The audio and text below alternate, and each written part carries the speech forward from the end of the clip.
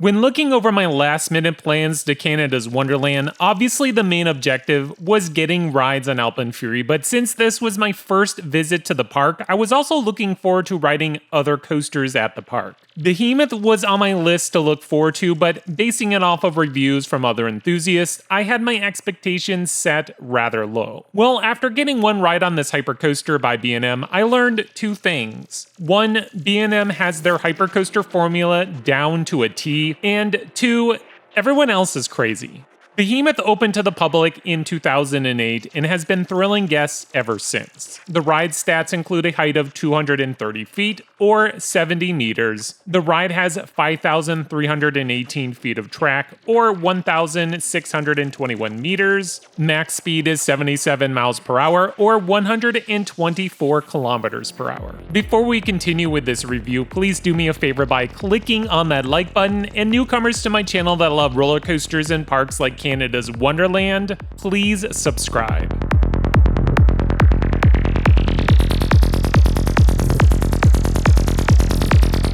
For those who are new to my channel, I break my reviews into 5 categories. The first always being presentation. Behemoth is tucked in the very far left corner of the park. The ride borders the barrier to the water park backstage areas in this man-made body of water. Now that the coaster is getting closer to 20 years old, the paint has faded and it's in desperate need of new paint job. Unlike the entrance to Leviathan that is splashy with the Leviathan statue sitting up on top of the fountain, Behemoth is just sort of there with giant letters standing in front of the queue. The station is nothing special like most B&M hypercoasters. Theming is non-existent, which again, never really been the thing with any B&M hyper, and obviously not really the focus of Canada's Wonderland. Bottom line, there really isn't much to say in this department. The best thing about presentation might be the view of the water park as you crest the top of the lift hill, but beyond that, the ride is traveling through a sliver of land tight alongside the body of water. And again, this coaster really needs a new paint job. Presentation gets a 6 score.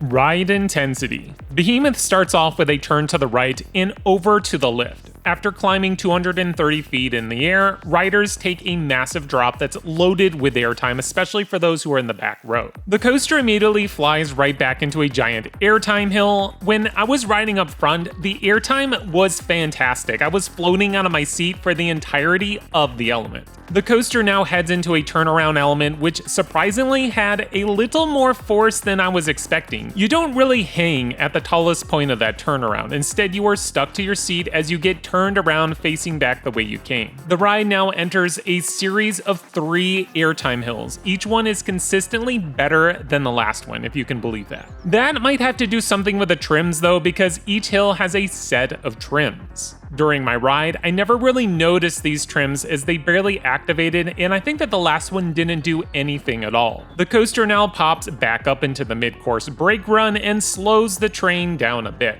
After leaving the brakes, the ride starts a diving 540-degree helix to the right that provides some decent G-forces. This is the one moment where I started to gray out. After the helix, the coaster takes a 270-degree diving turn that sets you in the direction of the station. The coaster performs one final bunny hill before popping back up onto the brakes. Overall, Behemoth performs exactly how you would expect, with tons of airtime. The ride features staggered seating, meaning that the trains are much longer than the traditional hyper trains by B&M. The front and back rows will be much more exaggerated with airtime and strong forces by the push and drag of the train. In forms of intensity, this is about on par with every other hypercoaster. Some might have a stronger helix or whatnot, but they all serve the same purpose as being an all-around crowd pleaser. Ride intensity gets a score of 7.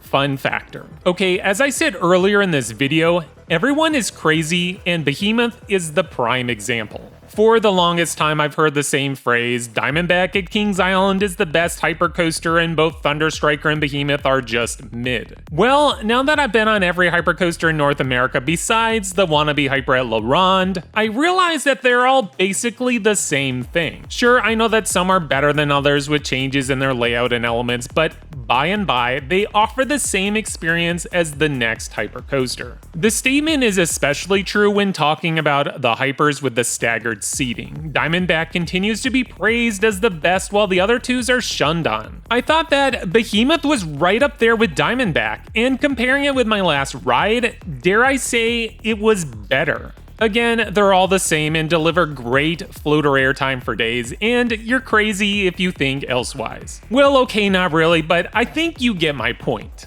Looking at operations, I didn't time their dispatches, but the ride was operating with 3 trains and it was consistently stacking, which kind of defeats the purpose of having 3 trains on the track. I had the Fast Lane Plus during my second day, but honestly, that didn't really get me on the ride any faster. The person who was operating the queue seemed to have some vendetta against those in the fast lane, as she would only let in 6 at a time and continued to hustle along the main queue. Overall though, with the 3 trains, the wait wasn't terrible, but note, this ride, like all major coasters in the park, have assigned seating. So you might have to try a couple times before scoring a seat in the front or the back of the train. Fun Factor gets a solid 10 score. Originality. To continue off what I was saying already, they're all the same thing, and that's basically my stance with Behemoth. These hypercoasters are made for strong, sustained floater airtime. If you want the variety, head on over to Leviathan.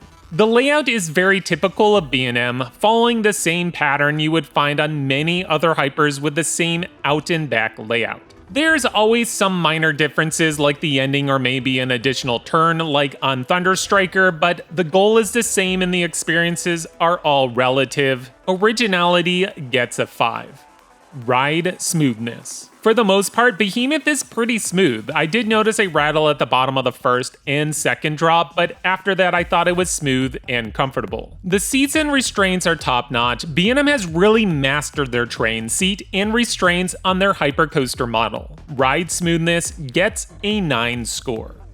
The technical score comes to 7.4, which lands in my above average to good coaster ranking. Behemoth is a ride I would consider to be a crowd pleaser. It's not going to knock anyone's socks off or turn into a Thuzy favorite, but will continue to provide the same level of thrills you would expect from any other hypercoaster. My personal score, on the other hand, is going to be a little higher, coming in at an 8. Even though this is like most hypercoasters, I'm a huge fan of these types of coasters. I love the airtime they provide, and that's exactly what this coaster does best. No frills, just solid airtime. So, is the ride worth a visit to Canada's Wonderland? Well, if you've been on any other hypercoaster, then you aren't going to find anything new with Behemoth. It's kind of a loaded question if you ask me, because, well, this ride is approaching 20 years old, so if you haven't been on Behemoth, there's plenty of other rides in the park to make a reason to visit Canada's Wonderland. At the end of my review here, I feel like I'm stuck in a strange spot. On one hand, I love this ride and the airtime it delivers, while on the other hand, I acknowledge that it's nothing new. This is the true definition of been there, done that before. But I guess it's like watching one of your favorite movies. You know all the lines, but still enjoy watching it over and over.